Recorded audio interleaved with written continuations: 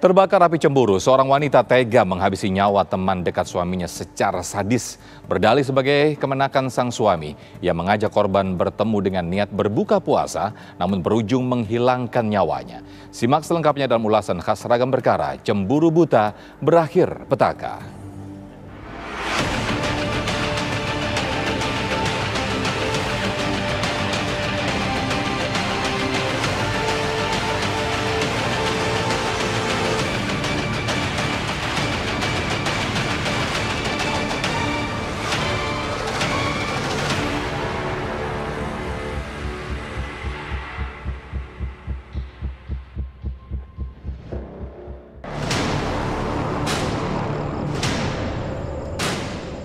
Anda masih ingat dengan kasus penemuan mayat perempuan yang ditemukan di bantaran Kali Cikeas, Jati Sampurna, Kota Bekasi, Jawa Barat pada akhir April lalu.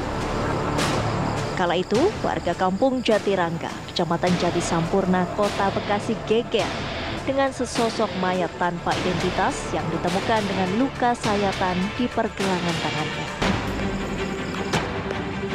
Evakuasi pun berlangsung dramatis, lantaran jasad berada di dasar tebing setinggi 3 meter. Diprediksi korban sudah meninggal sejak 5 hari sebelum ditemukan. Kuat dugaan jasad tewas karena dibunuh. Perlahan tabir identitas mayat perempuan itu pun mulai tersingkap. Sahmi Jamalulail, seorang warga Rawabuaya Cengkareng, Jakarta Barat, melaporkan kehilangan kakak perempuannya Dini Nurdiani sejak 26 April 2022 setelah berpamitan ke acara buka puasa bersama. Pihak keluarga sempat mencari Dini ke teman-teman dan tempat kerjanya, namun tak jua ketahuan rimbanya. Wanita asal Lewiliang, Bogor ini diketahui pergi dari lokasi kerjanya di kawasan Semanggi, Jakarta Selatan. Bilangnya sih sebelum gak ada kabarnya sih dia nginfoin ke saya lewat WA. WA dia tuh terakhir sama saya 5:30. Nah dia tuh WA sama saya dari jam 5 kurang udah WA. WA-nya begini, Sami bilangin sama bapak Teteh nggak pulang, mau bukber, itu doang sih bilangnya dia sama saya. Oh gitu? Iya. Itu tanggal berapa bang kejadiannya bang? Tanggal 26 dia. Tanggal 26? Iya, dari kerjaan dia itu. Nggak pulang ke sini. Terakhir ada kabar itu hari apa bang? Terakhir ada kabar hari Selasa tanggal 26. Tanggal 26 itu juga? Iya, berarti? Terakhir ada kabar itu, terakhir pokoknya 5:30 aja. Usai penyelidikan maraton, polisi pun berhasil mengungkap misteri hilangnya Dini Nurdiani yang ternyata telah tewas dibunuh dan mayatnya ditemukan di bantaran Kali Cikeas. Pelakunya adalah Neneng Umayyah, istri pria yang tengah punya hubungan dekat dengan Dini. Neneng pun diamankan polisi di rumah kontrakannya di kawasan Cipayung, Jakarta Timur. Pelaku beserta barang bukti pun diamankan ke Polsek Cengkareng, Jakarta Barat. Dalam pemeriksaan terungkap, motif Neneng tega menghabisi nyawa Dini karena cemburu buta. Dini yang merupakan rekan kerja suami Neneng disebut memiliki hubungan dekat. Neneng yang gelap mata pun berencana menghabisi nyawa Dini.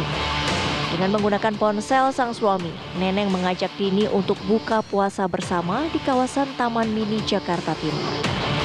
Neneng yang mengaku sebagai keponakan suaminya kemudian membawa korban ke sebuah kawasan perumahan di bilangan Cibubur, Bekasi Kota.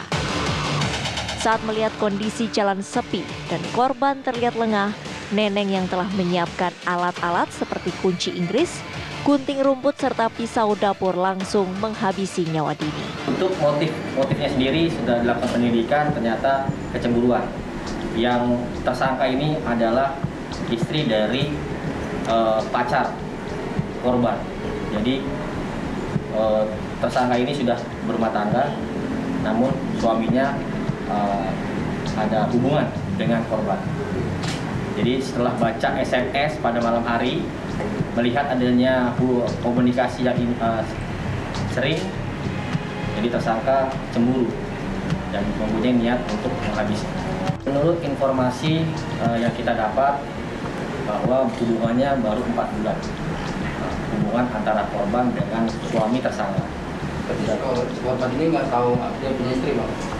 Korban tahu, dia tahu mengetahui bahwa suami tersangka ini sudah berumah tangga dan mempunyai 3 anak. Lagi-lagi, konflik asmara kerap membuat seseorang gelap mata dan nekat berbuat pidana. Mengapa? Rasa sakit akibat masalah asmara itu luar biasa pedihnya. Tapi dari sisi ketika terjadi peristiwa-peristiwa yang mengenaskan, peristiwa-peristiwa yang brutal semacam ini, justru kita menganggap sepele. Bagaimana mungkin masalah asmara bisa membuat orang kemudian gelap mata sedemikian rupa? Namun saya pikir kita perlu berempati juga lah terhadap baik itu laki-laki maupun perempuan yang kemudian melakukan aksi sadis sedemikian rupa dengan latar belakang asmara, kecemburuan misalnya. Kenapa? Saya ajab kali memandang bahwa orang-orang yang memiliki rasa amarah yang sedemikian hebat, di balik itu boleh jadi ada kesedihan dan juga rasa takut yang sama hebatnya. Dengan demikian, tidak tepat bagi kita untuk memandang amarah sebagai satu-satunya perasaan manusia, satu-satunya suasana batin yang tidak ada sangkut pautnya dengan suasana batin lainnya. Dengan kata lain, saya memilih untuk melihat amarah itu satu kesatuan, satu mata rantai dengan deretan perasaan-perasaan lainnya yang dialami termasuk oleh si pelaku. Nah, dalam konteks pola emosi ini, saya teringat salah satu teori yang membangun episode demi episode tentang suasana batin manusia yang secara beruntun, secara berangkai bisa dialami oleh setiap orang, termasuk orang-orang yang kemudian memutuskan melakukan tindakan kekerasan. Pertama, berawal dari denial. Yang kedua, anger. Nanti saya jelaskan ya. Berawal dari denial, kemudian anger, berlanjut dengan bargaining, kemudian depression, dan terakhir acceptance. Neneng yang kini sudah ditetapkan sebagai tersangka pun dijerat pasal 340 Junto 338 KUHP tentang pembunuhan berencana dengan ancaman hukuman 15 tahun penjara.